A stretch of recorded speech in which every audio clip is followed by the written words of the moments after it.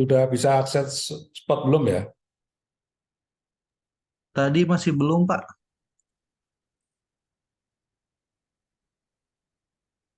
Masih belum dikelola.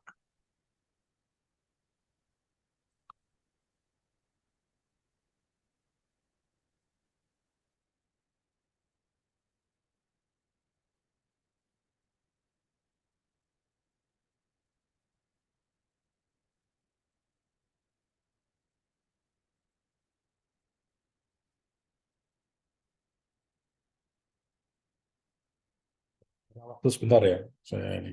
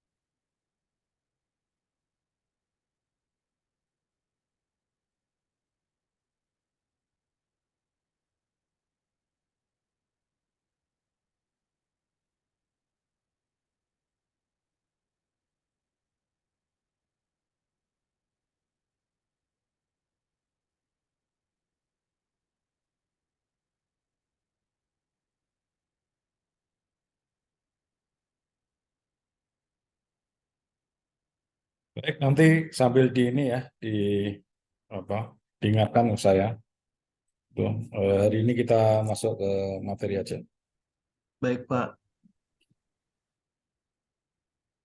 Nanti juga saya share ya beberapa materi yang perlu kiranya untuk didiskusikan gitu.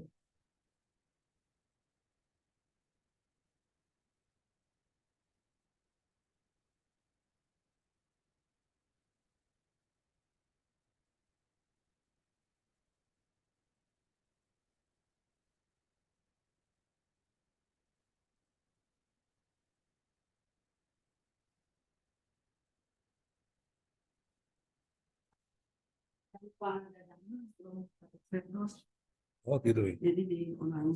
Oh ya. Nggak ada. Terima kasih Bu. Iya. Bu Fauzi, minta tolong ini di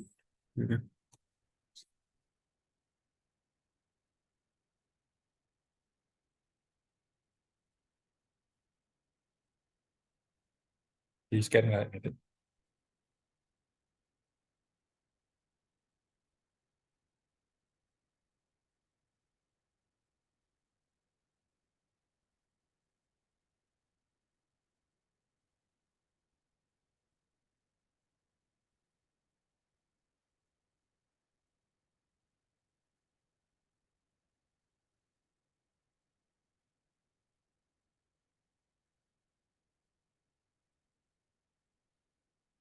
Ya, Bapak Ibu, kita masuk ke ini sudah belum ya?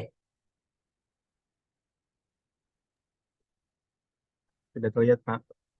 Hah? Sudah ada. Sudah? Sudah, Pak. Sudah ada.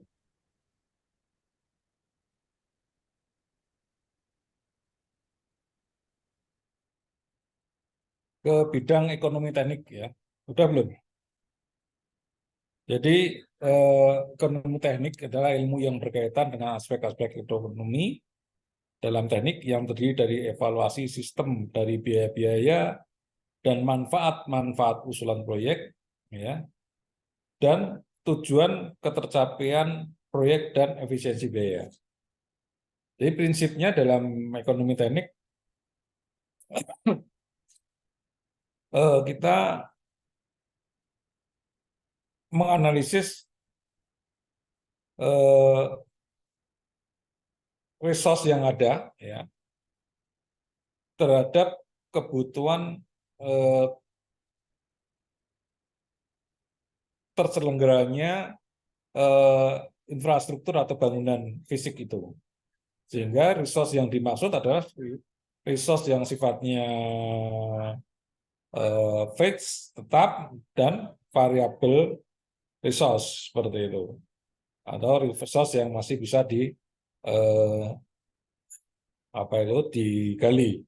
Ya, penggalian resource seperti itu tergantung dari definisi yang dimaksud dari proyek tersebut. Ya, sehingga kita mendefinisikan apa yang dinamakan potensi demand. Ya, potensi demand dari user itu. Sehingga potensi demand ini merupakan resource yang sifatnya menjadi basic dari fungsional infrastruktur itu, ya, sehingga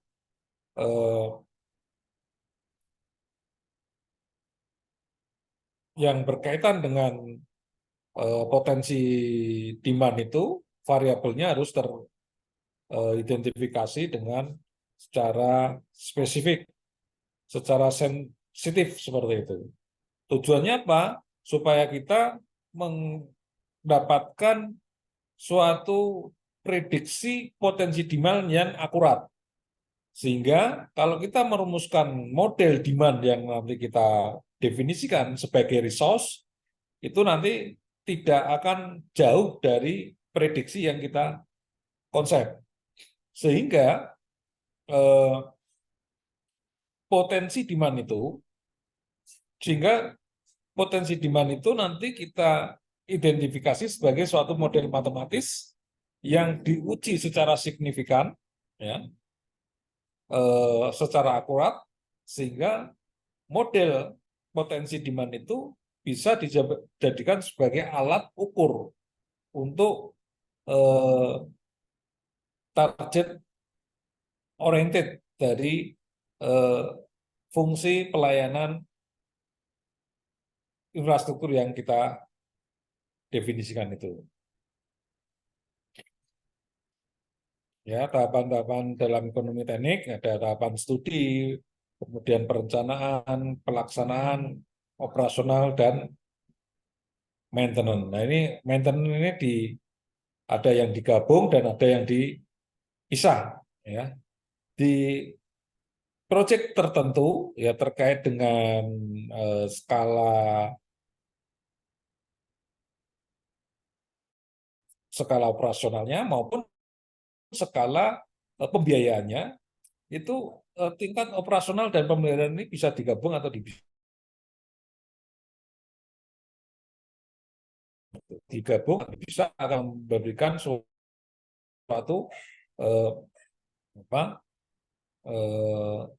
strategi pembiayaan yang berbeda. Contoh di jalan, ya. Di jalan itu di tahapan pemeliharaan itu mempunyai strategi kebijakan yang berbeda dengan operasional, ya. Jadi karena operasionalnya yang sistemnya dinamis, dalam arti itu volume lalu lintasnya itu misalnya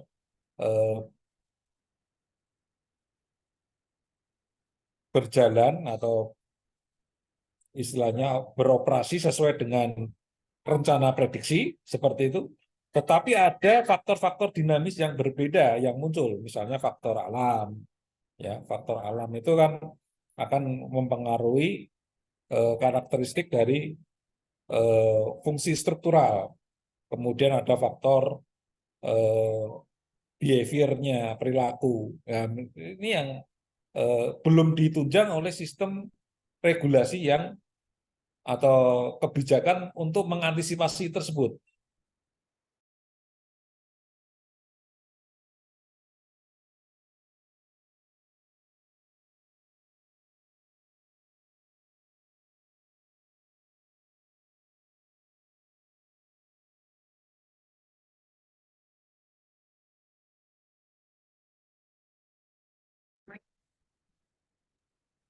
Ya, terputus ya. Ya, saya ulangi lagi.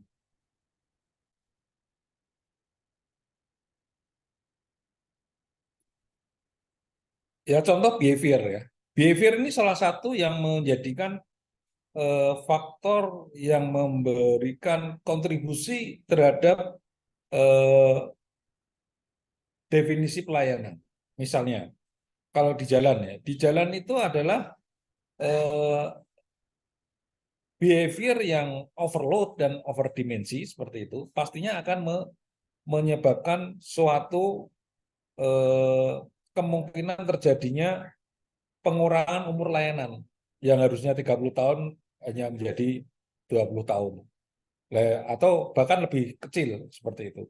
Itu dalam proses operasional tersebut itu selalu diidentifikasi dalam strukturalnya. Sehingga dalam tahapan operasional ini pemeliharaan akan dipisah dalam konteks bagaimana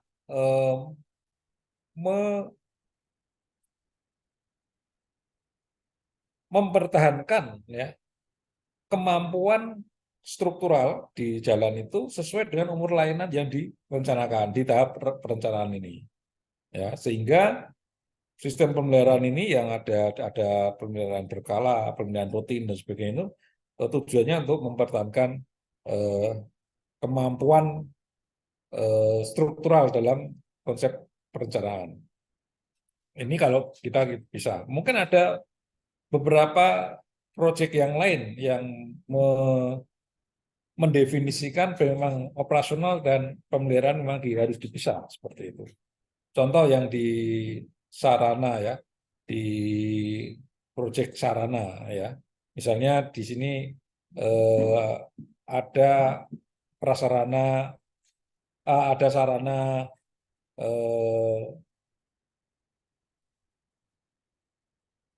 misalnya itu kendaraan ya, kendaraan atau kereta. Nah itu kalau kita merumuskan misalnya proyek apa ini perencanaan kereta gitu ya, jalur kereta, jadi operasional ini dipisahkan karena untuk bagaimana operasional ini, operasi yang dari sistem infrastruktur itu harus bisa mempertahankan kondisinya sendiri dan feedback ke rencana yang ditargetkan seperti itu. Kemudian dalam prinsip ekonomi teknik ya, merancang model alternatif ya ada beberapa prinsip ya yang menjadi taksonomi Bloom dalam prinsip ekonomi teknik ya, yaitu pertama merancang model alternatif yang didefinisikan ya.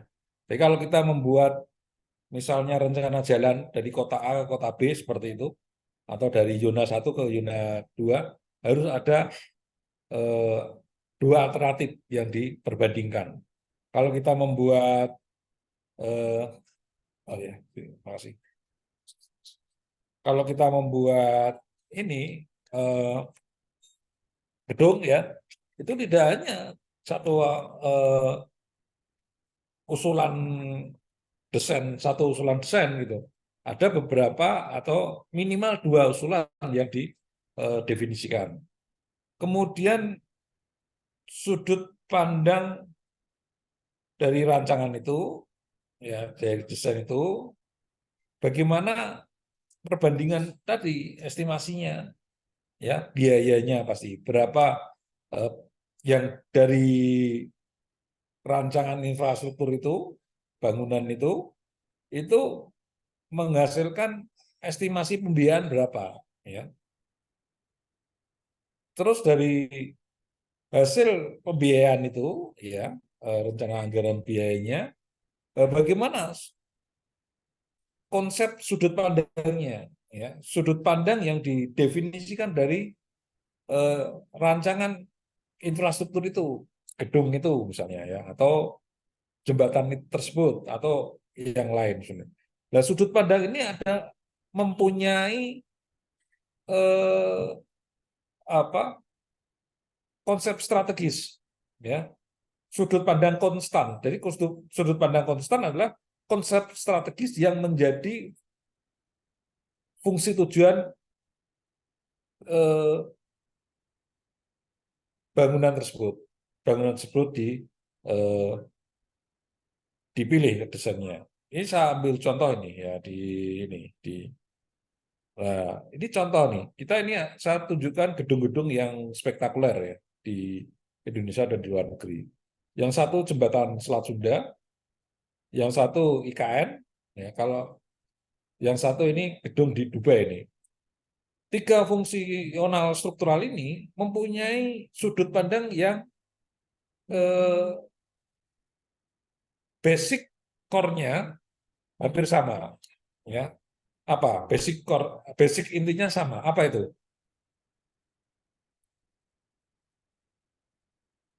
Basic intinya mungkin hampir sama, ya. Ini adalah suatu bangunan atau infrastruktur yang mempunyai tujuan show of force seperti itu, ya. Ada sesuatu yang harus ditampilkan seperti itu. Nah, basic dari situ kemudian mendiferensiasikan, menurunkannya itu berdasarkan fungsionalnya. Akhirnya contoh, di jembatan Selat Sunda ini, antara di tiga konsep desain ya jembatan Selat Sunda, dari yang konsep jembatan Selat Sunda, kemudian ada tunnel di atas eh, dasar laut, ya. Jadi di atas dasar laut itu ada tunnel seperti itu. Jadi terowongannya itu di atas eh, dasar laut dan tunnel di bawah permukaan dasar laut.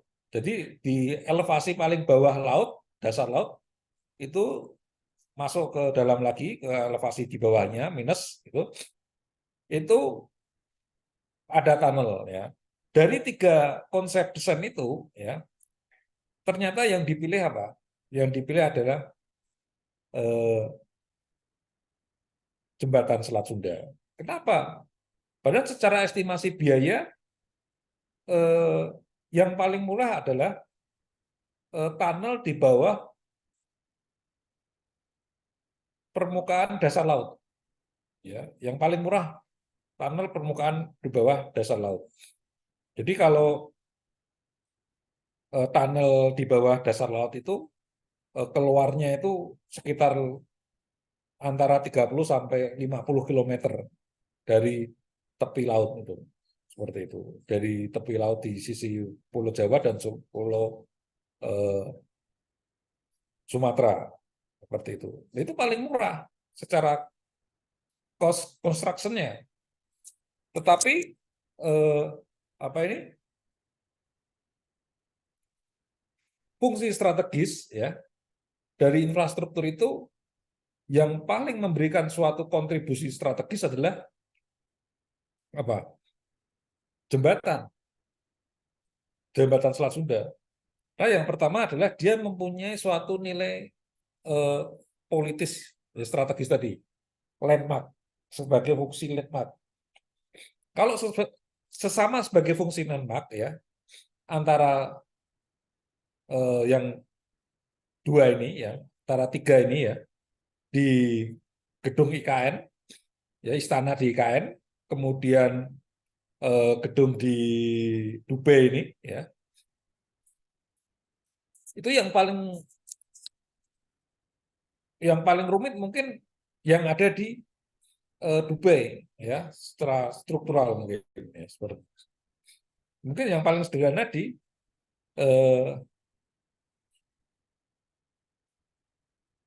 di IKN misalnya seperti itu, secara konsep parsial di satu gedung. Tapi kalau di secara sistem mungkin di IKN physically ya, di IKN mungkin eh, paling sederhana. Tapi di Jembatan Selat Sunda ini mempunyai nilai strategis yang sangat besar. Kenapa? Yang pertama, ini adalah menunjukkan eksistensi kita sebagai penguasaan ALKI, ya, alur laut kepulauan Indonesia. Jadi Indonesia itu punya 3 ALKI. ALKI 1 itu dari laut Natuna Utara, ya laut Cina Selatan itu turun ke bawah melalui Selat Sunda, dan yang kedua bercabang, yang cabang kedua lewat Selat Malaka. Itu ALKI 1. Kemudian ALKI 2 itu dari antara Pulau Kalimantan dan Pulau Sulawesi masuk sampai keluar ke Selat Bali. Dan yang ALKI 3 di Laut Banda, seperti itu. Nah, itu hak berdaulat negara kepulauan seperti kita Indonesia. Jadi itu hak daulat laut internal teritori Indonesia, seperti itu. Sehingga kalau kita bangun jembatan ini di atas Selat Sunda, makanya ini secara yuridis internasional, ya, itu memberikan suatu pengakuan yang lebih kuat. Kenapa seperti itu? Karena Amerika tahun 2004 itu masih belum mengakui Indonesia sebagai negara kepulauan, UNCLOS seperti itu. Di UNCLOS 1982 itu Amerika belum mengakui. Kenapa? Karena dia masih lewat di Pulau Jawa tanpa izin, seperti itu. Itu terjadi tahun 2004 ya, waktu Indonesia diembargo Amerika itu tahun 2000 sampai 2005 ya. Amerika seenaknya itu lewat Pulau Jawa dengan armada kapal Indonya, apa itu tidak bisa menganggap Indonesia tidak bisa apa-apa kan gitu. Indonesia ngirim pesawat F-16 di lock aja gitu. Pesawatnya Amerika, produknya Amerika, kalah seperti itu. Itu tahun 2004, belum mengakui. Ya. Itu yang jelas-jelas seperti itu. Jelas-jelas sesuai hukum UNCLOS 1982 itu kita sebagai negara kepulauan. Ya. Yang sekarang yang lagi tren apa ini? Konflik geopolitik. Ya, Laut Cina Selatan. Ya. Zona ekonomi eksklusif di Laut Natuna Utara tidak diakui oleh Cina. Diklaim aja seperti itu. Nah, untungnya tidak hanya Indonesia, tapi negara ASEAN di seluruh ASEAN yang di Pulau Kalimantan, kemudian Semenanjung, dan itu ya Filipina dan Vietnam itu semua diklaim. Ya, untungnya seperti itu. Bareng-bareng ya. Tapi kita masih bisa untuk apa ya istilahnya mempertahankan eksistensinya. Tapi kan sulit dalam konteks seperti itu. Filipina aja nggak bisa mendefinisikan, oh ini batas teritori eh, Filipina ya. YEE-nya aja sudah dihabisin sama eh, apa itu Cina ya. Sampai Cina itu membuat apa itu rantai di bawah laut itu. Batas rantai. Jadi batas rantainya dia di dulu 9 dash line ya. 9 garis putus-putus. Sekarang sudah yang terbaru itu bulan kemarin bukan 9 dash line lagi, tapi sudah 10, sudah 10 ya. 10 dash line, garis putus-putus itu. Nah, itu kepentingan strategis seperti itu ya. Ya, pulau di Spratly itu Cina membangun dulu. Nah, padahal secara ekonomi dia mungkin rugi ya. terhadap pembangunan itu. Nah, bagaimana dengan ini kita ini jembatan Selat Sunda? Jembatan Selat Sunda itu waktu saya masih sekolah dulu, kebetulan guru saya Prof. Sahari Besari itu ya. Waktu tahun 45, waktu beliau disekolahkan di Amerika, sudah bahas ini. Sekarang masih bahas ini juga, katanya gitu, waktu saya masih diajar beliau. Nah, jadi punya nilai strategis di sini. Nah, dalam konsep ekonomi teknik, ya, fungsi strategis inilah yang menjadi acuan utama. Apa sih demand kita nanti yang akan kita create itu? Jadi demand-nya kan ini paling tanda kutip ya, volume lalu lintas, ya. Volume lalu lintas yang ada di jembatan ini, seperti itu. Tapi jangan lupa, volume lalu lintas di jembatan ini adalah volume yang menghubungkan Jawa dan Sumatera. Nah, ini yang terjadi pada proposal usulan Malaysia terhadap jembatan Dumai, jembatan Dumai. Jadi Malaysia ingin membangun jembatan dari Johor Dumai gitu kalau salah. Nah, dari situ Indonesia nggak mau. Kenapa seperti itu? Karena nanti pasti akan digerok aja. Malaysia akan Sumatera akan tertarik ke sana, terdistribusi pergerakannya ke sana. Nah, dalam konteks seperti ini, Jawa itu kan mempunyai kontribusi, Pulau Jawa itu mempunyai kontribusi 55% ekonomi Indonesia. Ya. Dari APBN ya, atau PDB dari Indonesia. Ya. Kalau Jawa aja 55%, ditambah Sumatera, katakanlah 25%, ya, itu bagaimana? Berarti kan 55 tambah 25 lah katakanlah seperti itu. Itu ekonomi Indonesia sudah menguasai, sudah digabung lah, kondisi ekonomi existing itu, PDB existing sudah berkembang berapa kali dari yang kondisi sekarang. Itu seperti itu. Nah, perumusan strategis ekonomi pengembangan proyek itu didasarkan dari demand yang didefinisikan di proyek itu atau di bangunan tersebut, bangunan yang kita rumuskan. Sehingga fungsi strategis jembatan ini harusnya harus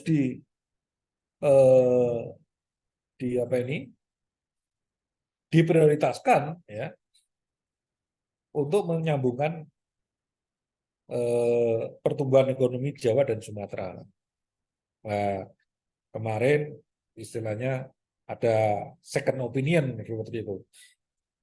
Kalau Sumatera belum nyambung seluruhnya dari Aceh sampai Lampung, ya kita jembatan ini hanya parsial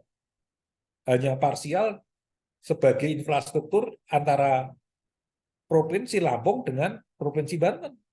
Seperti itu. Tapi kalau jalan tol Trans Sumatera dan Trans Jawa sudah jadi, ya itu akan menggabungkan Pulau Sumatera dan Jawa seperti itu. Nah, itulah strategisnya. Makanya akhirnya didorong.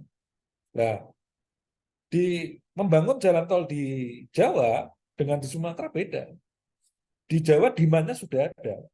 Ya. Orang dibuka begitu jalan tol dibangun, dibuat, orang langsung menggunakan jalan tol itu. Beda dengan di Sumatera.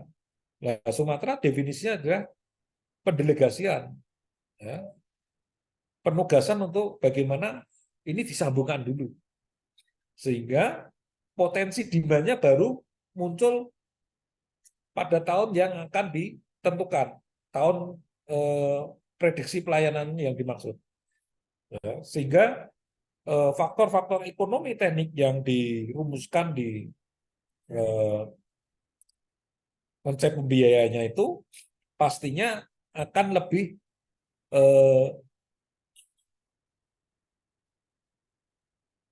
lama periodenya dibandingkan dengan yang ada di Pulau Jawa seperti itu.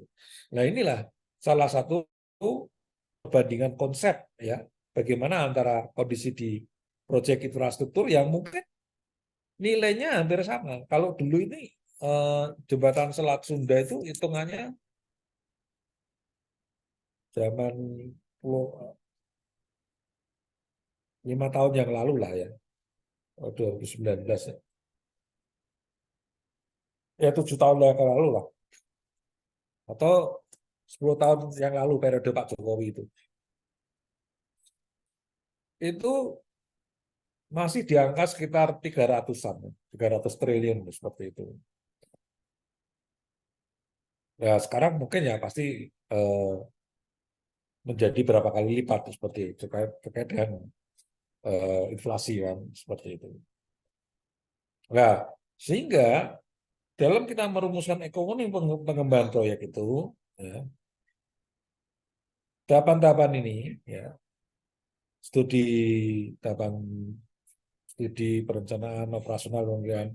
Contoh yang di jembatan tadi, ya, operasional dan pemeliharaan pastinya akan menjadikan sesuatu yang signifikan perbedaannya. Ya, bagaimana operasional jembatan itu? Ya, jembatan itu begitu jembatan itu dilewati kendaraan, ya, operasionalnya kan akan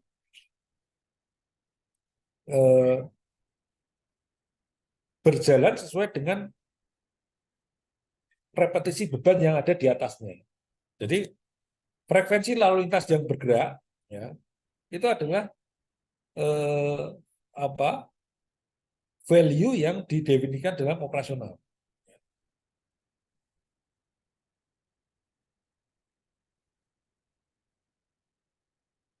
Sehingga ya sudut pandang yang konstan yang dimaksud ini, selama infrastruktur itu terbangun, ya, misalnya jembatan tadi Selat Sunda itu harus mempunyai nilai eh,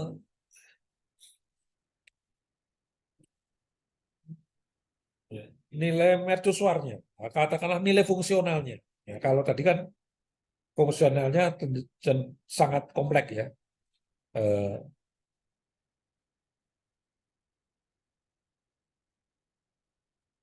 Sehingga nilai dari pelayanan itu mempunyai sesuatu kontribusi terhadap bagaimana resource itu diperoleh. Jadi kalau saya bangun jembatan tadi misalnya, katakanlah kalau nilai sekarang misalnya 500 triliun, ya, dalam umur layanan jembatan selat, ya, jembatan di atas laut, itu kan umur layanan ekonomisnya 100 tahun. Ya. Kalau 100 tahun feedbacknya, ya, ini sebelum ke feedback, 500 triliun itu dalam umur pelayanan fungsionalnya 100 tahun, berarti itu kan sebetulnya sangat murah sekali. Seperti itu. Ya, kalau jembatan selat laut ya seperti di Selat Sunda, kemudian yang kita yang punya itu di Batam juga, kemudian Suramadu, itu umur layanannya 100 tahun. Nah, berarti kan itu murah kalau dibandingkan dengan definisi umur pelayanan yang dihasilkan dari perkembangan land use seperti itu. Kemudian peluang untuk pemilihan model, ya, probabilitas pemilihan model tadi. Ya, ini probabilitas pemilihan model ini mungkin diferensiasi dari model perancangan model alternatif tadi. Ya. Jadi kalau itu misalnya ada di Selat Sunda diberi apa ini jembatan, itu kan akan pastinya ya yang Selat Sunda itu menjadi alki yang sangat terpantau seperti itu. Kenapa sangat terpantau? Nah, itu kan kapal selam asing kan lewatnya mudah lewat situ. Kapal-kapal perdagangan internasional dari Cina sampai Cina mau ke Eropa, mau ke Afrika, mau ke Asia itu kan lewat situ semua. Salah satunya gitu. Termasuk di Selat Malaka. Sampai proyek mana itu? Cina ya. Cina ngajak Thailand itu mau membuat terusan KRA itu ya di Thailand itu ya. Thailand itu kan ada yang eh, kecil semenanjung ya sampai semenanjung Malaya itu di Hajjah itu. Kemarin saya ada di sana itu lihat itu. Itu ternyata di situ itu eh, potensinya sudah mungkin. Maka dia mau membuat terusan itu kayak terusan di Panama, terusan di Suez gitu. Jadi dia nanti nggak lewat ke mana ini Selat Malaka atau Selat Sunda lagi. Begitu terutama di Selat Malaka ya. Begitu perdagangan dunia nggak lewat Selat Sunda, nggak lewat Selat Filipina atau Selat Malaka, nggak nggak nggak nggak hub di Singapura seperti itu ya. Bangkrut bisa Singapura seperti itu kan. Ini politik geopolitik ini ya seperti itu. Nah, inilah bagaimana probabilitas pemilihan model itu eh, menjadi salah satu acuan ya. Kemudian analisis potensi demand, analisis potensi demand yang tadi yang kita rumuskan tadi. Nah, potensi demand-nya bagaimana ya? Ya, kalau 100 tahun jembatan tadi ya 100 tahun volume lalu lintasnya itu. Volume orang dan barang. Nah, itu kan dulu misalnya di mana itu di Suramadu itu ya. Suramadu itu begitu jembatan Suramadu jadi ya, harga tanah di Madura kan langsung naik itu 500% seperti itu. Nah, baru kemudian kita ke feedbacknya. Nah, feedbacknya itu apa? Feedbacknya pasti bagaimana rancangan model ini eh, bisa menghasilkan suatu diferensiasi yang baru. Ya, ini bagaimana kita merumuskan tahapan-tahapan yang di dalam analisis perumusan. Ya ini biasa kita inilah di studi feasibility study di eh, ekonomi teknik itu biasa kita lakukan seperti ini ya. Flowchart ini sebagai ilustrasi tahapan bagaimana dari yang mulai kita merumuskan yang sebetulnya itu dari tidak ada nilai benefitnya bisa menjadi suatu hasil yang sifatnya sangat mempunyai kemanfaatan. Ya, ini tahapan studi kelayakan, analisis teknis, ekonomi, sosial, dan AMDAL. Saya kira ini juga sudah eh, biasa ya, terutama kita. Nah, ini yang AMDAL ini. AMDAL ini mempunyai apa faktor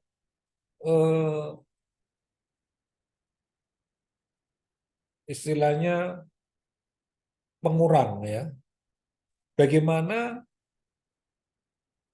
yang didefinisikan, land use yang didefinisikan itu karena ada pembangunan proyek yang kita maksud, faktor lingkungan ini harus mempunyai suatu ketahanan. Ya ketahanannya apa? Ya dari mulai ketahanan eh, ekosistem, kemudian eh, udara, kemudian air ya di situ dan struktural tanah seperti itu. Kemudian faktor analisis sosial ya ini kemudian sering saya sampaikan sosial demografi, sosial antropologi ini selalu di apa diestimasi ya, faktor sosial ini. Ya tidak hanya sebagai ini tinjaunya tidak hanya demografi saja. Oh, jumlah penduduk sana seperti ini nanti akan menjadi segini persentasenya, pertambahan penduduknya, pertambahan ekonominya segini gitu. Tidak, tapi apa yang menjadi faktor eh, sosial antropologi dan sosial psikologis. Ya itu yang kita lihat di Rempang kemarin seperti itu. Ya nanti di mana itu di KN pasti muncul nanti. Ya, tapi harus kita antisipasi seperti itu. Bagaimana kita definisikan seperti itu. Ini memang hal yang sifatnya ya.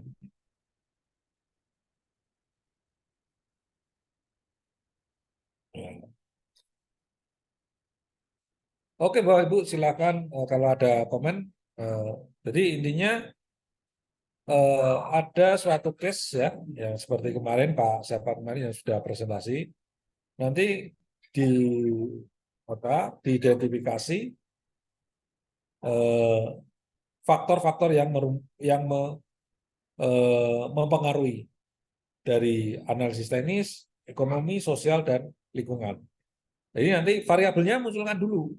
Begitu variabel ini muncul, nanti kita modelkan. Kita modelkan dalam bentuk model persamaan matematis. Dari situ kita persamaan matematis itu kita estimasi faktor dominan apa yang sangat mempengaruhi dari model yang kita masuk, model matematis yang kita rumuskan tadi. Ya, itu tahapan pertama ya untuk mengidentifikasi dulu. Ya, ya.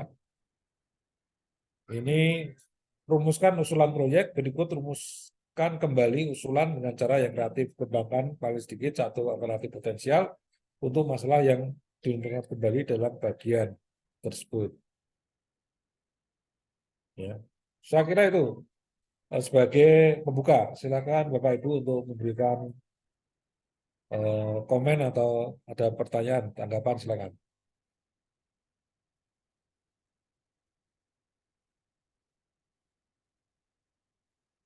Silakan kalau ada yang mau dikomentari atau ditanyakan.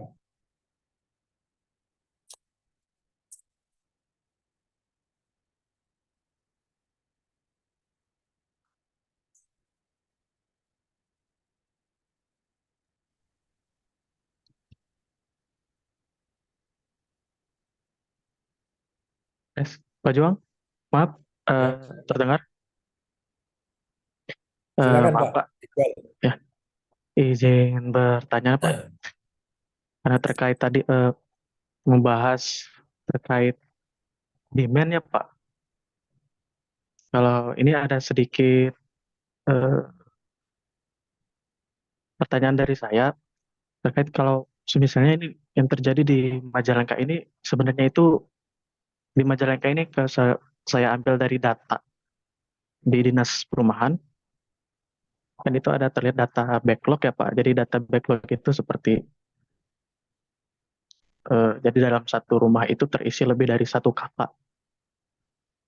Nah, itu kan menjadi salah satu targetan kami yang yang harus diselesaikan.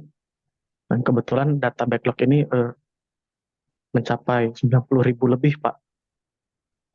Nah, kemudian banyak sekali ada developer-developer yang masuk.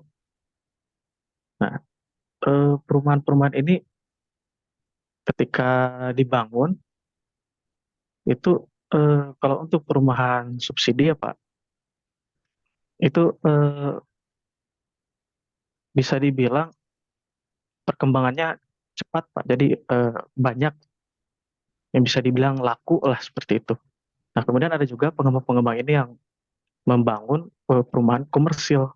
Nah, perumahan komersil ini yang saya perhatikan ini ada dua perumahan yang bisa dibilang terbengkalai gitu karena kemungkinan itu demand-nya kurang gitu Pak di Majalengka itu.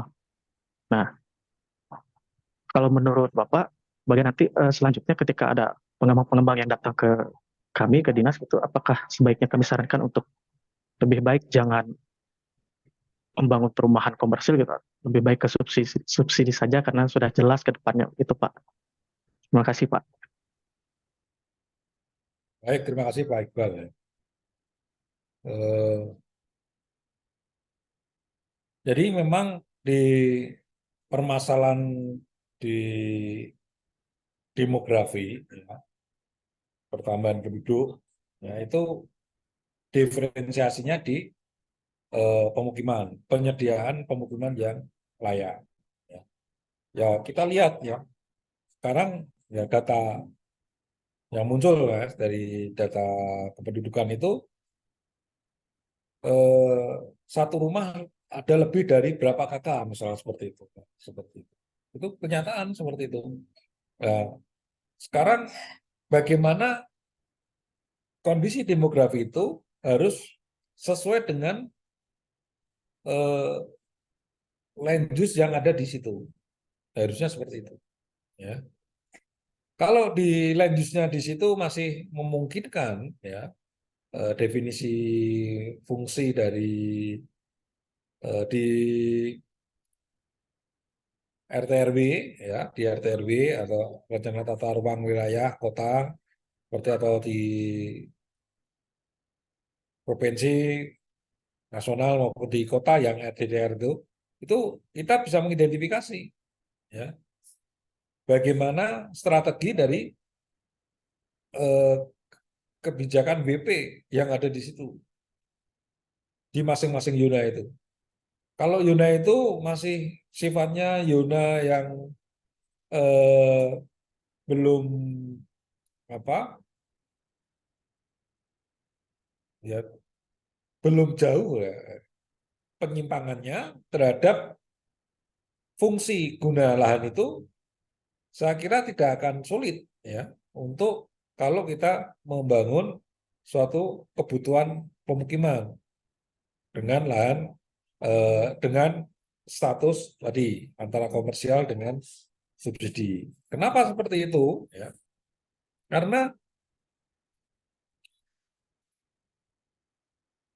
hukum pasar ya, hukum pasar itu kan pasti penyediaan rumah tinggal. Itu hukum ekonominya dulu. Itu tidak bisa ditahan itu, ya. Pemerintah tidak bisa menahan, ya. Tetapi pemerintah mempunyai kewajiban. Apa kewajibannya? Menyediakan pemukiman yang layak huni seperti itu. Nah, antara dua sisi inilah akhirnya kan tawar menawar seperti itu, Pak ya. Tawar menawar. Kenapa? Karena pemerintah tidak bisa memberikan suatu ini, misalnya eh, pemukiman yang layak huni, misalnya kalau di contoh ya kita ambil di yang dekat dulu lah di Singapura atau di kota besar di kita itu ya, itu kan udah ada itu eh, apa rusun untuk eh, golongan ekonomi lemah. Ya di Singapura sama, ya. Kalau di Singapura malah jelas, oh ini untuk golongan ekonomi lemah, gedungnya warnanya segini, yang menengah warnanya gini, yang mahal, yang istilah yang komersil dia bebas untuk mendesain seperti itu. Dan di kita kan coba yang kemarin ada yang pemukiman yang rusun-rusun itu kan sebetulnya konsepnya memang untuk menampung itu, ya. Tetapi yang namanya demand, ya, ini kan dipengaruhi oleh kemampuan untuk eh, memenuhi atau kemampuan untuk membayar, ya, penyediaan infrastruktur yang dimaksud. Nah, kalau seperti itu, ya, nanti harus didefinisikan, Pak. Ya, apalagi Pak Iqbal misalnya eh, mempunyai data klaster seperti itu. Ya, kalau sekarang kan sifatnya masih gini, berapa persen untuk golongan ekonomi lemah, berapa persen untuk yang kelas menengah, terus berapa persen untuk yang eh, istilahnya itu diri seperti itu ya. Tetapi kenyataannya kan yang golongan ekonomi lemah tadi itu kan hanya berapa persen saja, istilahnya tidak sesuai dengan acuan yang dimaksud dari data yang didefinisikan tadi. Nah, bagaimana untuk itu? Ya kita buka aja secara pasar, tapi harus sifatnya itu take control. Ya, saya kemarin sampaikan di kita itu kan hukum ekonominya kan hukum keseimbangan, ya Pak ya. Diusahakan itu dulu keseimbangan, ya hukum yang tadi yang model equilibrium itu pada titik tengah. Makanya bagaimana kita bisa membuat garis tadi, garis yang demand dan supply-nya, ya. Nah, saya cari yang.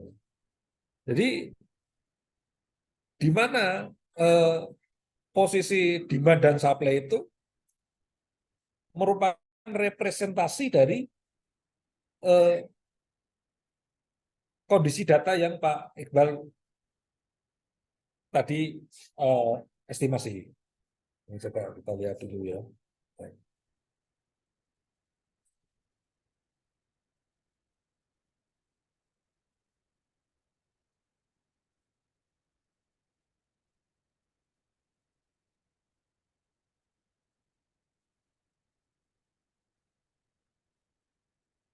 Jadi keseimbangan ini ya, bagaimana kita tahu demand ini? Garisnya seperti ini, ya. Garisnya seperti ini, ya. Ini nanti harus kita modelkan. Modelnya ini kan model ini. Satu garis ini model grafis, ya, model grafis. Y sama dengan A plus BX dan seterusnya. Ya, kalau ini eh, didefinisikan harga atau penghasilan, kalau S-nya itu adalah supply, ya, supply-nya itu adalah supply harga rumahnya. Lah, berapa nanti kita membuat titik equilibrium, titik temu bagaimana yang didefinisikan ini memang tidak bisa langsung semua jadi satu analisis. Nanti akan ketemu eh, per model gitu. Satu model untuk ini, satu model untuk ini, seperti itu. Sehingga disinilah eh, perumusan tadi bahwa golongan yang dimaksud ekonomi lemah tadi terpenuhi sesuai dengan kapasitasnya. Yang pemenuhan, oh ini eh, sehingga kalau misalnya golongan ekonomi lemah di situ dialokasikan berapa luasannya, ya, luasan pemukiman yang dimaksud. Lah, luasan pemukiman ini kan stimulus, Pak. Ya, stimulusnya kenapa? Kalau dia disediakan yang baik, ya, kemudian dia bisa bekerja dan bisa berwirausaha dengan baik, menghasilkan uang, dia pasti akan cari yang lebih baik lagi, ya kan? Kalau dia punya penghasilan untuk menghasilkan lagi, dia pasti akan membeli yang baru lagi atau yang lebih besar seperti itu. Nah, ini kan hukum pasar seperti itu. Ya. Sehingga eh, yang kita rumuskan dalam konsep keseimbangan ini adalah keseimbangan di titik yang di golongan yang paling banyak demand-nya seperti itu. Ya, kenapa? Karena demand itulah yang potensinya. Kalau yang ekonomi lemah tadi paling banyak, ya berarti kan demand itu yang paling besar, yang bisa di-create, ya. Berarti konsep infrastruktur atau bangunan yang dibangun, yang dibuat, yang akan disediakan itu pasti akan mengadaptasi dari demand itu, dari demand yang paling besar tadi. Seperti itu. Itu kan cuma waktu saja. Kemudian mereka yang golongan ekonomi lemah, kemudian menjadi menengah, itu kan tinggal masalah waktu, masalah kesempatan saja. Seperti itu. Jadi seperti itu Pak Iqbal. Jadi kalau keputusannya gimana Pak? Apakah komersial atau subsidi saja? Ya, ya pastinya tidak bisa dijawab secara konkret. Oh, komersial saja nggak bisa. Bapak harus membuktikan dengan ini, ya, dengan eh, apa ini suatu model, ya.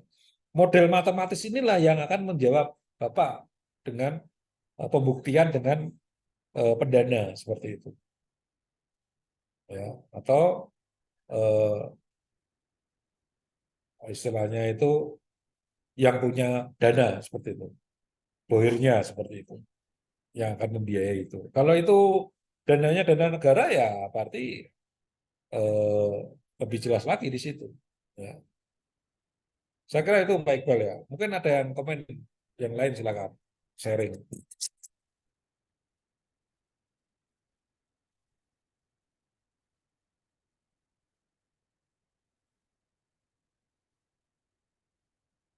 Ada yang lain? Izin Prof, mau Ya. bertanya. Eh, Ya ini saya tuh ada studi kasusnya itu untuk pembangunan lahan parkir, Prof. Pembangunan gedung parkir. Maaf. Nah ini kan sebetulnya kondisi existing-nya sudah tidak bisa menampung gitu. Tapi di sisi lain juga pemanfaatan lahan parkirnya itu sangat terbatas. Jadinya eh, diputuskan untuk membangun vertikal gitu, gedung vertikal. Nah, data yang saya ambil, apakah harus yang nanti yang akan terjadi seperti kapasitas, seperti jumlah parkir yang datang, yang keluar, durasi parkir, datanya apakah yang harus saya ambil itu yang akan terjadi ke depan, atau misalkan bisa diambil rata-rata 1 tahun ke belakang gitu. Itu yang pertama. Nah, yang kedua itu kan tadi ada analisis dari sisi ekonomi, analisis dari sisi AMDAL, kemudian sosial, kemudian juga saya pernah baca itu dari sisi ROI, return of investment-nya, kemudian dari VPN. eh, Nah, itu cara menerapkan dalam pengambilan keputusan untuk berinvestasi, caranya gimana ya, Pak? Terima kasih, Pak. Baik, terima kasih Pak Fajar ya. Jadi apa yang saya sampaikan tadi itu eh, masih dalam skup ekonomi teknik. Ya. Kalau kita kan ekonomi pengembangan proyek, ya ada unsur ekonomi bangunan. Ekonomi bangunan harus diinduksi di situ. Tidak hanya ekonomi teknik. Kalau ekonomi teknik selesai, begitu dia tidak visible, selesai dia, nggak akan ini, eh, tidak akan dieksekusi proyek itu. Ya, akhirnya kalau dipaksakan dia akan mangkrak seperti itu. Jadi proyek-proyek mangkrak itu salah satunya adalah ini indikator dari konsep eh, ekonomi tekniknya tidak eh, terestimasi dengan baik. Nah, kemudian tadi kita lihat antara operasional dengan maintenance kita bedakan. Ya. Pada saat di mana operasional dan maintenance itu kita bedakan. Ya, di lahan parkir ya, di lahan parkir itu di kota modern sekarang ya, tidak hanya kota modern ya, di daerah yang di zona-zona khusus ya, tanda kutip yang mempunyai demand potensial ya, potensial demand ya, itu tidak ada ruginya Pak, parkir itu ya, tidak ada ruginya. Kenapa? Karena demandnya pasti ada. Ya, tapi harus bagaimana? Itu harus visible. Ya harus sesuai dengan ini konsep strategi dari sistem yang dibangun seperti itu. Di parkir itu ada namanya satuan ruang parkir (SRP). Jadi ngitung satuan ruang parkir. Satuan ruang parkir itu didasarkan pada tingkat akupansi lahan parkir, ruang parkir itu. Ya itu bisa lahan parkir, bisa ruang parkir, gedung parkir seperti itu ya. Seperti itu. Sehingga dari tingkat akupansi inilah yang akan kita tentukan. Ya. Dari sistem aktivitas yang terbangun di situ. Kalau mall bagaimana? Kalau dia sama-sama mall tapi di CBD sama di eh, pemukiman beda. Kalau yang di daerah komersial dan non komersial beda. Seperti itu. Banyak beberapa kajian saya terkait dengan itu. dengan seperti itu mencari peak hours-nya di tingkat okupansi itu, ya, selagi tidak fungsi tujuan infrastruktur itu tidak bergeser loh ya. Itu nanti bisa dirumuskan itu beberapa konsep di situ. Parkir itu ada parkir progresif, ada parkir berjenjang, ada parkir yang sifatnya apa itu mukim seperti itu. Itu banyak Pak. Sistemnya yang dibangun. Nah kalau sudah progresif, wah itu tidak ada ruginya itu Pak. Nah, contoh lah yang punya duit misalnya di sini di apa kelas ini ya, yang di Bandung misalnya. Buat aja nih Bandung, buat gedung parkir di tengah kota ini di kawasan CBD ya, Pasar Baru dekat situ. Itu kebutuhan pertama itu Pak. Ya. Tapi dengan cara harus dieksekusi. Eksekusinya apa? Eksekusi kebijakan-kebijakan yang mendukung. Ya kalau on street parking itu kan sebetulnya tidak diperkenankan. Kalau dia degree saturasinya tinggi jalan itu. Nah coba kita lihat di Bandung itu di jalan protokol-protokol itu kan ada on street parking yang tanda kutip notabene itu dikelola, tapi tanda kutip yang mengelola bukan formal, ilegal itu. Ya, semi mungkin separuh eh, apa tidak pihak yang berwenang. Itu hanya eh, istilahnya di pihak ketiga kan seperti itu. Ya mohon maaf ya, mungkin itu bidang yang di luar informal ya, seperti itu ya. Yang notabene masalah keamanan seperti itu ya. Itu seperti itu. Itu seperti itu, Pak. Nah, itu memang faktor sosial, sosial ekonomi, sosial antropologi. Ya, tapi kalau peraturan itu jelas, ya, apakah nggak bisa sih on-street parking itu digeser atau dihilangkan? Ya bisa saja. Ya, nyatanya Sudirman sekarang sudah mulai ya ada sedikit-sedikit. Ya, itu memang kemudian kalau udah bisa membuat eh, naik ke level yang lebih canggih teknologinya dengan menggunakan tadi eh, apa itu berbasis timer seperti itu. Ya, begitu dia ada apa infrastruktur yang mendukung itu ya, misalnya kalau dia batas waktunya sudah selesai, nggak boleh parkir ya, dia progresif tadi sangat tinggi. Misalnya jam berikutnya 2 kali lipat, 3 kali lipat.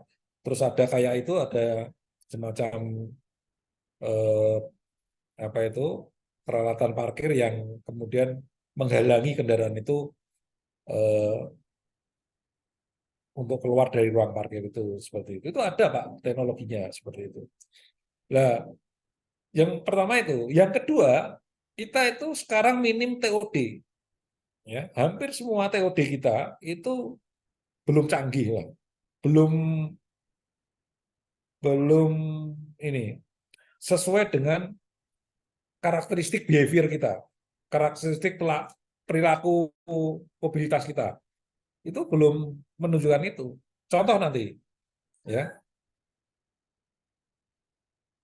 konsep yang dijual oleh kereta cepat di Bandung, ya dengan TOD yang ada di mana itu Tegaluar, ya dan Padalarang. Kalau dia tidak bisa memberikan suatu aksesibilitas yang baik, ya itu akan kalah bersaing dia potensi demand-nya. Orang akan memilih kereta Parayangan, ya kan seperti itu.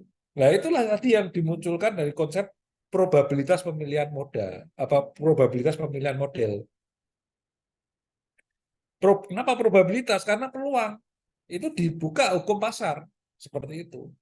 Nah kalau saya pakai kereta cepat, ya misalnya seperti itu, ternyata saya menuju ke stasiunnya atau di transit TOD-nya itu tadi jauh ya itu akan menjadi sudah visible yang dari kota Bandung misalnya teman-teman yang duduk kota Bandung ya dia akan lebih senang naik ini.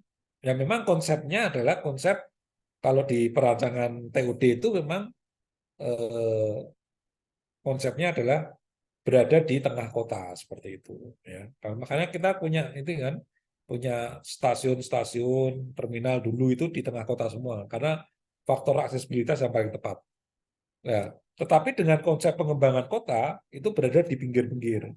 Nah, Tegaluar ini salah satu yang dikonsepkan untuk pengembangan eh, apa ini pergeseran kota. Jadi lebih ke keluar seperti itu.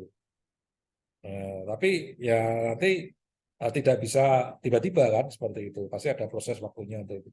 Ya, kembali ke yang Pak Fajar tadi sampaikan, ya terkait dengan parkir. Kalau demand-nya tadi sudah ketemu, sifatnya fake, ya fix, tetap, ya akupansi, itu kan tinggal memainkan ini aja, Pak. Ya, asal demand itu didefinisikan dari sesuatu yang fix seperti itu sebagai fixed cost seperti itu. Kalau misalnya kampus ya berarti demand-nya adalah mahasiswanya. Kalau mall ya parkir di mall berarti demand-nya adalah yang pengunjung mall. Tapi begitu mallnya nggak laku ya demand parkirnya habis, Pak. Nah, makanya begitu Yona itu didefinisikan sebagai fungsi CBD (Central Business District) seperti itu, dia harus konsisten dipertahankan itu sehingga demand-nya itu bertahan dia. Kalau demand-nya nggak bertahan, ya ini akan tidak akan terpenuhi target dari resource untuk pembiayaan infrastruktur itu. Seperti itu. Ya kalau misalnya contoh ya dulu ada ya teman. Bagaimana kalau rumah sakit, Pak? Ya rumah sakit boleh sih. Jelas rumah sakit kalau dia membangun rumah sakit dengan gedung parkirnya. Kalau sekarang itu kan pasti nggak ada kan rumah sakit yang parkirnya kemudian gratis. Beda dengan kampus. Ya, di kampus kita itu UPI membangun gedung parkir tapi ini gratis seperti itu. Konsepnya beda. Ya, mau dikomersilkan, ya tapi nggak tepat. Saya kritik juga itu. Dikomersilkan ya nggak sesuai toh. Karena yang ada alumni yang itu bisnisnya perparkiran itu dia dikomersilkan gitu kan mau buat ini ya pakai tap cash itu loh. Ya pakai apa kartu seperti itu. Itu tidak sesuai, Pak. Fungsional nggak sesuai. Nah, tapi kan tidak serigid kita menghitung secara ekonomis benar gitu loh. Seperti kalau kita menghitung gedung parkir di mall itu benar-benar atau di rumah sakit tadi itu bisa menjadi kontribusi resource untuk pembangunan main infrastrukturnya, infrastruktur utamanya seperti itu. Ya, bisa untuk sebagai resource di sana. Bahkan kalau sudah seperti di rumah sakit daerah gitu, itu malah menjadi penyangga, Pak. Gedung parkir atau area parkir itu malah pemasukan parkir itu malah menjadi penyangga pemasukannya dia. Seperti itu, malah utama seperti itu. Itu, itu yang parkir. Yang kedua tadi apa tadi?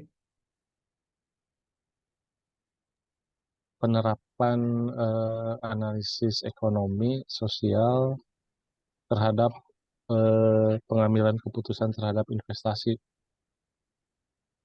Ya.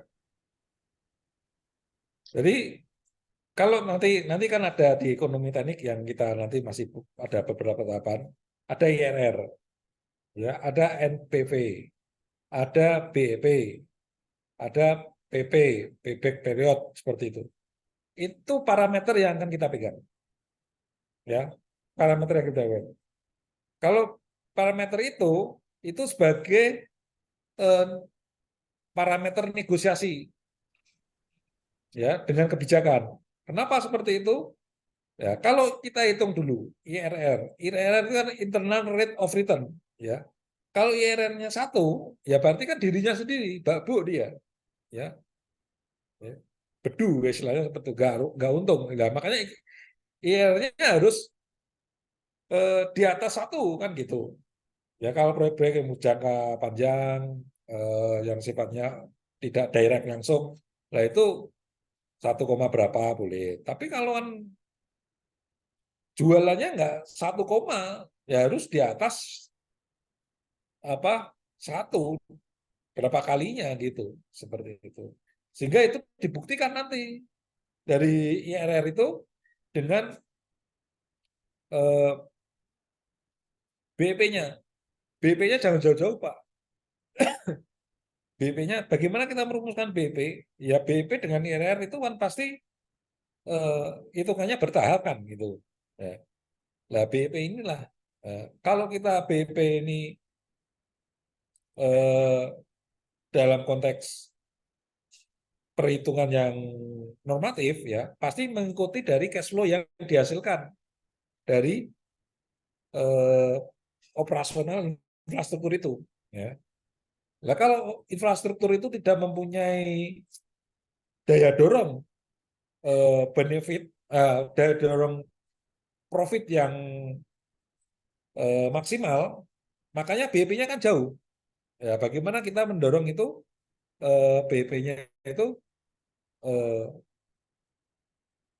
pendek. Nah, makanya kalau seperti awal-awal ini, awal-awal pemilu seperti ini kan, nanti itu sudah siap dengan konsep proposal ini. Ya, BEP-nya nggak jauh-jauh, jangan lebih dari 5 tahun, Pak. Ya, BEP-nya 5 tahun sudah jadi nanti selesai jabatan para ini pemimpin-pemimpin baru ini, dia sudah feedback dia sudah kembali seperti itu, ya, seperti itu proyek-proyek yang sifatnya lebih sederhana seperti itu. Ya, saya kira itu Pak. Jadi parameter itu ya itu yang ditentukan. Apalagi kalau pemerintah misalnya siapa yang yang menjadi guidance pemerintah itu kan untuk mendefinisikan tadi ya PDRB, PDB ya, yang income pemerintah itu dari IRR itu, ya seperti itu. Saya kira itu Pak Ya, Fajar ya. baik Jadi Prof. nanti Terima silakan kasih. nanti seninya Ya, di situ. Jadi jangan misalnya saya membuat mau merancang studi kelayakan rumah sakit ya, jangan rumah sakit aja, tapi harus ada ini tadi, ada variabelnya, variabel proyek yang lain. Ya misalnya tadi gedung parkirnya, kemudian apanya. Lah sekarang kan rumah sakit sudah dengan mall itu sekarang yang banyak seperti itu ya. Bagaimana konsep itu muncul gitu loh ya. Konsep ide itulah yang saya dorong ke teman-teman itu muncul. Yang sifatnya itu out of the box lah gitu. Nah, sekarang gini, contoh di UPI ya. Di UPI itu kan gedung parkir itu kan mahal ya. Gedung parkir 8 lantai itu mahal untuk sekelas membangun gedung parkir 8 lantai misalnya seperti itu. Dengan penyediaan apa ini parkir gratis mahasiswa. Itu apalagi gratis kan gitu, itu mahal. Nah sekarang dia harus dari mana? Ya, kalau itu didefinisikan dari SPP atau yang lain, masuk enggak? Kan saya yakin enggak, pasti beda karena diambil dari yang lain. Ya, diambil dari mungkin itu eh, dana dari APBN ya didelegasikan ke sana seperti itu. Nah, kalau konsep pengembangan proyek, ekonomi pengembangan proyek itu harus ada resource-nya. Dia harus balik tadi itu. Kenapa harus saya pakai buat gedung parkir? Kenapa enggak pakai saya lebih baik buat bis sekolah aja? Saat jemput ini anak-anak ini bis sekolah dengan bis sekolah, nggak boleh bawa sepeda motor. Bisa nggak seperti itu? Ya, bisa jadi seperti itu. Ya, di luar negeri kan gitu. Mana yang pakai sepeda motor 1-2 misalnya gitu. Difasilitasi bis sekolah. Nah, kita kan di sini masih sangat probabilistik lah kalau saya definisikan, bukan liberal ya. Ya, kalau ngomong liberal nanti nggak enak kita. Probabilistik peluangnya itu sangat eh, eh, sangat beragam seperti itu. Saya kira itu Pak ya. Jadi silakan nanti kalau yang siap dengan konsepnya kita hitung bersama-sama. Nah, konsep itu pastinya kan merumuskan nanti keluar cash flow-nya. Ya, cash flow inilah yang kita olah.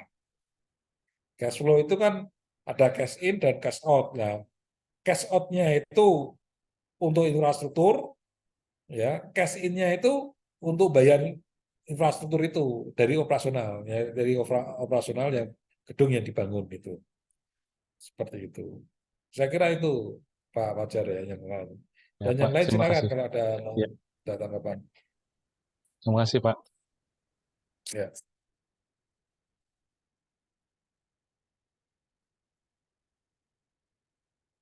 Ada lagi?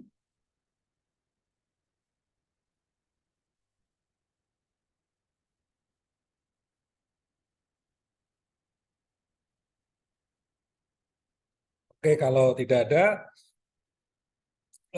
ini sudah masuk bulan kedua ya. Berarti sudah ada apa, tiga halaman ya, nyicil 3 halaman untuk paper kan gitu. Berarti kan identifikasi masalah sudah diperoleh, kemudian rumusan masalah sudah diperoleh, tujuan sudah diperoleh. Nah inilah tujuan dari analisis sudah diperoleh, jadi ini tinggal nanti ke next analisis pembahasan. Jadi minggu depan sudah siap dengan presentasi yang Bapak dari konsep yang dituangkan di identifikasi masalah, rumusan dan tujuan seperti itu. Ya minimal kan 3 halaman dulu ya di papernya itu.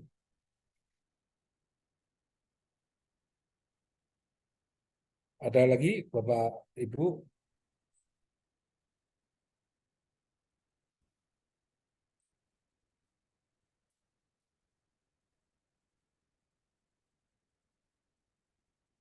Ini masih ada 6 menit nih. Ada yang sudah dapat konsep belum ya? Kemarin yang sudah Pak Sumarlin ya. Gimana progresnya Pak Marlin?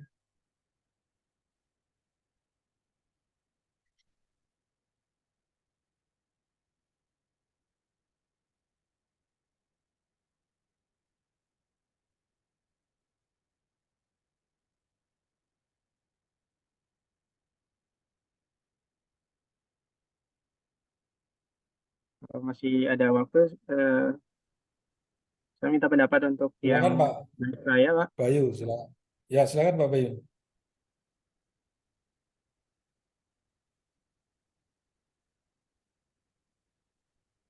Baik.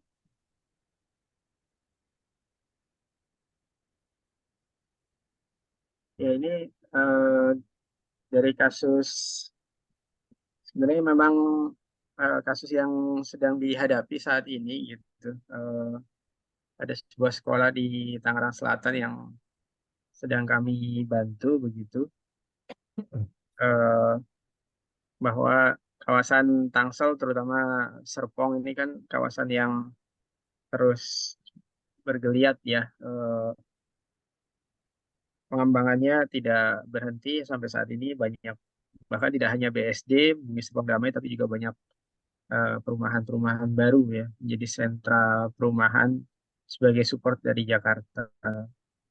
Nah, Sekolah Ar-Rasyid ini berdiri di 2014, Pak. Eh, Kemudian baru di tahun ajaran ini, lahan yang selama ini disewa itu diputus secara sepihak gitu.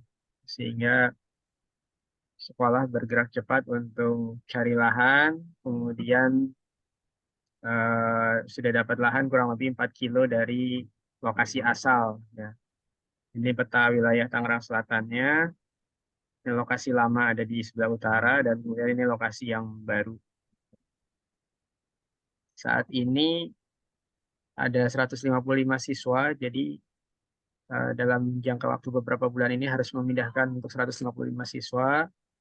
Kebetulan beda satu kecamatan dari Serpong ke Setu, yang di Setu itu ternyata jumlah sekolahnya itu paling minim di antara seluruh kecamatan di Tangerang Selatan. Sehingga kepindahan sekolah ini juga berkontribusi dalam pendidikan di daerah Kecamatan Setu, gitu. Karena memang fasilitasnya lebih minim.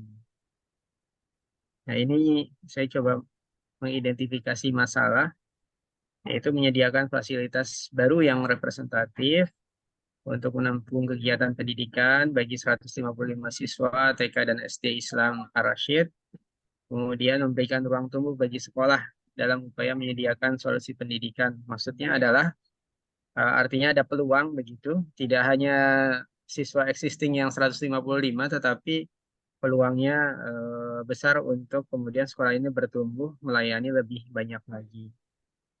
Nah, ini rumusan masalahnya, bagaimana kajian kelayakan di sekolah ini gitu yang dapat dinilai visible oleh pihak perbankan gitu. Karena dari cash yang ada itu memang belum mencukupi, sehingga butuh untuk disupport dengan adanya pinjaman dari pihak perbankan yang saat ini sedang diupayakan. Kemudian ini tujuan dari kajian kelayakan, memberikan gambaran apakah layak untuk berinvestasi gitu, sehingga menarik minat bagi bank untuk investasi di atau memberikan pinjaman pada pembangunan sekolah ini. Kemudian metodenya adalah dengan ini merupakan kajian dari sisi aspek finansial, gitu. Ini baru sampai sini, Pak.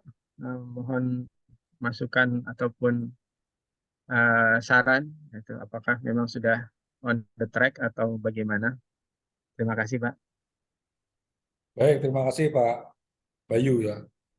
Ini konsepnya sudah berurut ya, berurut. Jadi ada suatu definisi kebutuhan. Jadi kebutuhannya adalah kebutuhan sekolah kan gitu. Kemudian diidentifikasi datanya. Ada data demografi di situ. Ya. Data demografi di situ mempunyai apa ini ilustrasi berapa yang dibutuhkan, berapa yang membutuhkan sekolah, kan seperti itu. Berapa yang membutuhkan sekolah. Kemudian berapa penghasilan di keluarga yang ada di zona tersebut atau coverage-nya itu. Sehingga dari situ kita bisa mengestimasi potensi demand-nya. Ya. Potensi demand-nya apa? Ya. Kalau potensi demand-nya adalah Z sama dengan misalnya Y-nya itu adalah siswa yang akan sekolah setiap tahunnya. Misalnya seperti itu. Itu dipengaruhi oleh apa? Ya kan ketemu model dulu, dipengaruhi oleh apa? Satu, pastinya kan jumlah anak yang mau sekolah, ya, anak sekolah. Seperti itu. Terus pendapatan orang tua. Nah, di situ ada kan pendapatan orang tua. Terus ya apa ini variabel-variabel yang berhubungan dengan terkait dengan pendidikan seperti itu. Nah, dari situ maka kita mempunyai satuan definisi Y. Y-nya itu bisa volume anak sekolah atau apa ini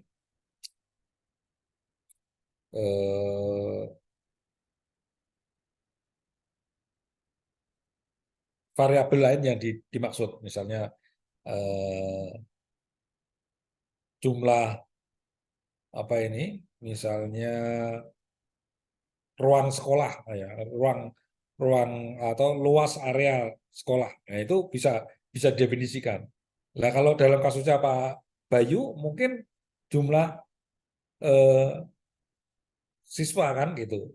Sehingga kalau jumlah siswanya berapa, nah dari situ kan kita mempunyai potensi. Nah, kalau di sekolah itu kan ada peraturan standar ya. Misalnya dia minimal mempunyai luas yang disediakan minimal berapa dalam kapasitas dasarnya. Misalnya 30 orang tahun pertama kan gitu. Nah, kalau 30 orang itu luas areal bangunannya untuk satu kelas berapa? Minimal kan gitu. Terus fasilitas penunjang berapa? Ya. Fasilitas untuk aktivitas berapa? Seperti itu. Nah, ini diestimasi ya. Operasional itu berapa nanti? Ya, bisa di-share, Pak. Jadi coba saya mau cermati misalnya.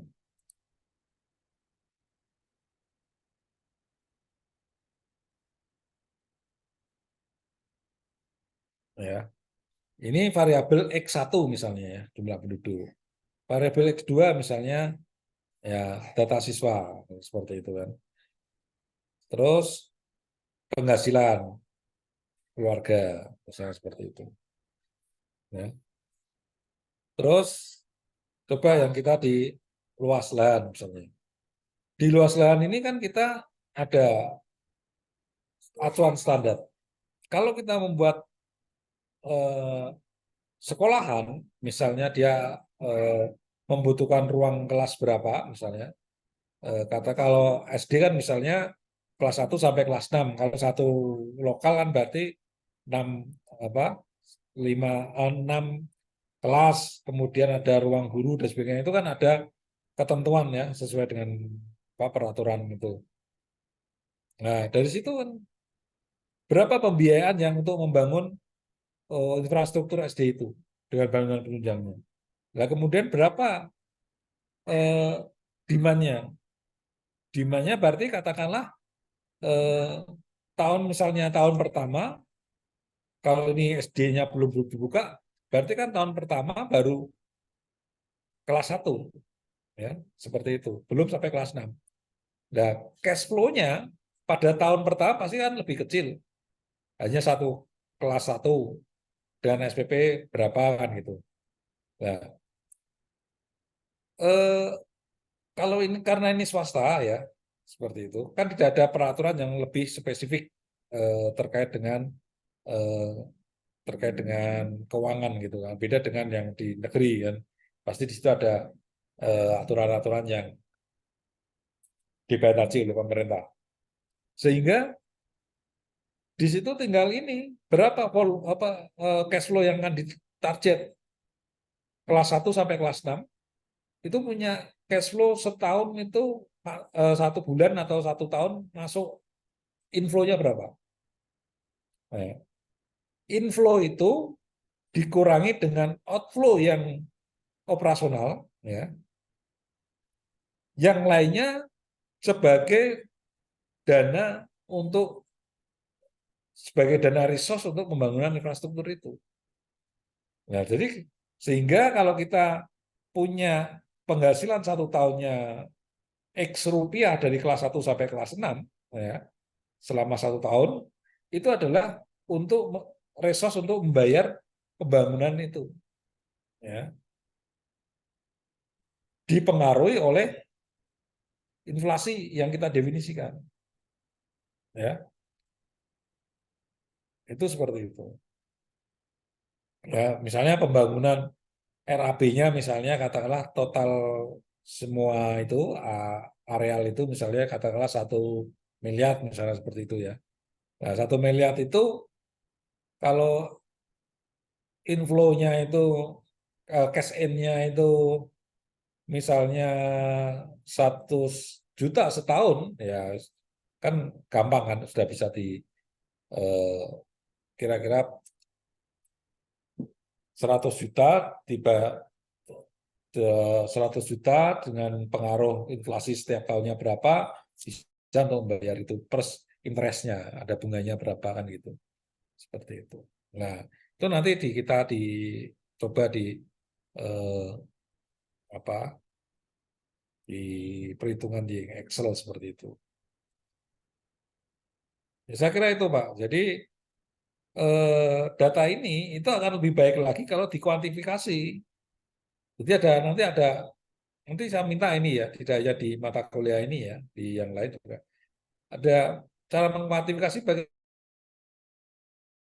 ya dengan regresi, model regresi linear boleh, regresi sederhana boleh, atau multiple regression variabelnya lebih dari satu boleh. Silakan. Nanti dengan statistik, saya kira gampang lah itu ya. Ini kan udah ada data, tinggal masukkan aja kolom-kolom datanya, kemudian kita running, peroleh demand-nya. Sehingga demand itu yang kita maksud. Ya, demand itu kita masukkan ke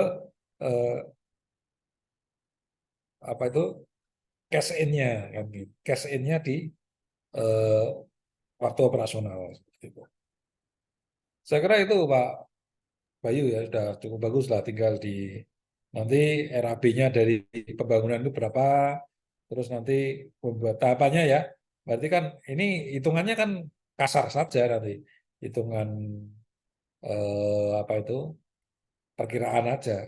RAB berapa, kemudian di tahapan-tahapan yang tadi itu loh, FS-nya berapa, perencanaan berapa, kemudian komponen-komponen biaya itu kan, kemudian pelaksanaan berapa, kemudian operasional berapa, pemeliharaan berapa. Nah itu setiap tahun dan total dari masa pelayanan.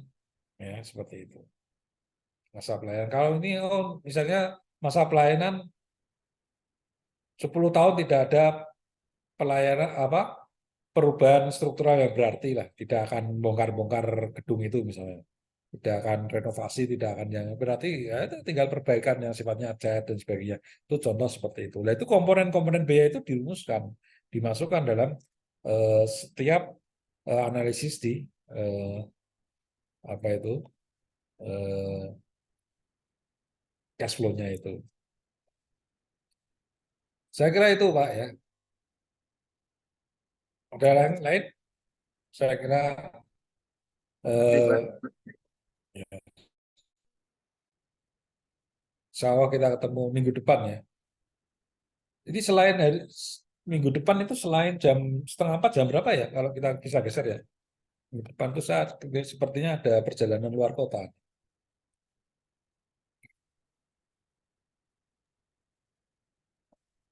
Siang mungkin Pak. Kalau jam 1 gimana?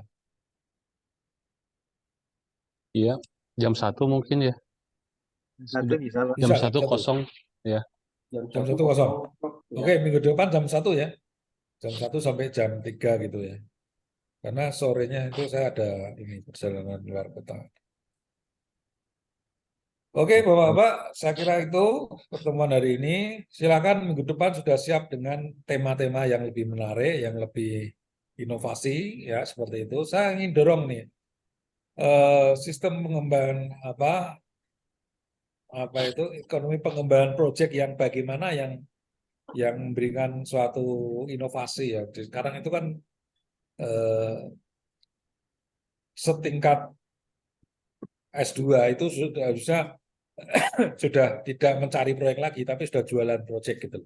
Jadi setelah lulus mata kuliah ini konsepnya jualan proyek, jadi bukan apa ini mencari proyek gitu ya. Ya, apalagi teman-teman arsitek ini kan lebih didorong ke sana. Oh ini konsep desainnya seperti ini, kemudian kita jual dengan konsep pembiayaan yang penyertaan modal dan sebagainya seperti itu. Itu kita sudah mengarah ke sana seperti itu. Saya kira itu ya Bapak Ibu sekalian, terima kasih. Sampai ketemu sama minggu depan. Assalamualaikum warahmatullahi wabarakatuh. Selamat sore. Waalaikumsalam warahmatullahi wabarakatuh. Waalaikumsalam. Terima kasih Pak. Nanti Pak Seto ini ya diingatkan ya ke saya ya. Hari ini mudah-mudahan saya finalisasi ini. Baik, Pak. yang di spot. Ya, Assalamualaikum. Waalaikumsalam. Nah, Great,